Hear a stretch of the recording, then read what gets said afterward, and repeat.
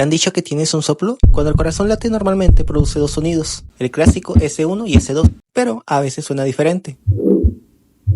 Y justo ahí es cuando el cardiólogo levanta la ceja y te dice, tienes un soplo. ¿Y qué es esto? Es un sonido anormal producido por el flujo turbulento de sangre dentro del corazón. La sangre debería fluir de forma suave y en una sola dirección, pero si una válvula no cierra bien, que es conocida como insuficiencia, o no abre del todo, estenosis, el flujo se vuelve ruidoso. Y ese sonidito extra es el soplo cardíaco. Y aquí tenemos algunas alteraciones.